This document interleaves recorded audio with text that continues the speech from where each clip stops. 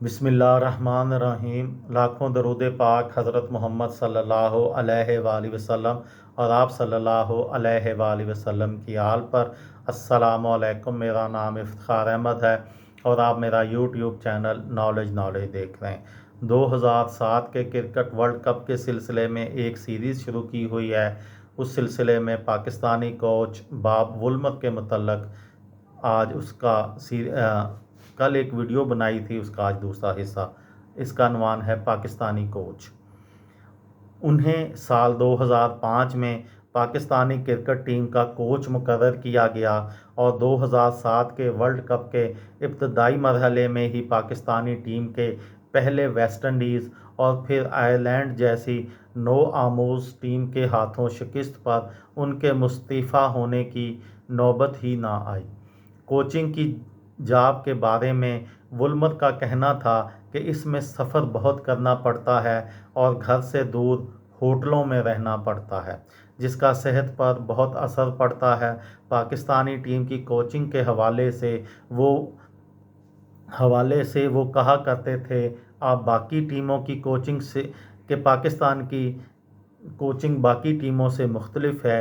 Woolmer ने 10 test series में Pakistani team की कोचिंग की, जिसमें पाकिस्तान ने 4 जीती, 3 हारी और 3 का कोई नतीजा नहीं निकला। उन्होंने मजमूई तौर पर 28 टेस्ट मैचों में पाकिस्तान के कोच के फ़राइज़ अंजाम दिए, जिनमें 10 टेस्ट पाकिस्तान ने जीते, 11 हारे और 7 बराबरी पर ख़त्म हुए। बतौर कोच बॉब वुलमर ने 69 एक रोज़ा मैचों में पाकिस्तान की कोचिंग की, जिनमें पाकिस्तान ने 37 जीते, 29 हारे, जबकि 3 मैचों का कोई नतीजा ना निकला।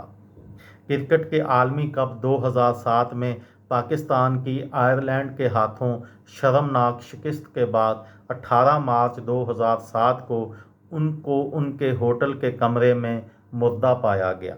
पुलिस ने उनकी मौत को कत्ल करार दिया। इस सिलसिले में मज़ीद तफ्तीश जारी है।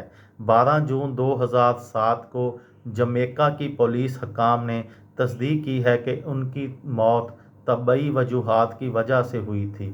3 गैर जानबदार पैथोलॉजिस्ट्स की रिपोर्ट्स और टॉक्सिकोलॉजी टेस्ट से ये वाज़ह हुआ है कि बॉब वुलमर की तबई मौत का शिकार हुए और उनके जिस्म से किसी किस्म का जहर उनके जिस्म में मौजूद नहीं था। यूं कई महीनों तक इनका मुतनाज़ा मौत का मसला हल हुआ। ये थी मेरी आज की वीडियो। किसी दोस्त को, किसी भाई को, किसी बहन को फ़ायदा हो तो मुझे दुआओं में याद रखिएगा। दिल दिल पाकिस्तान, जान जान पाकिस्तान। अस्सलाम वालेकुम।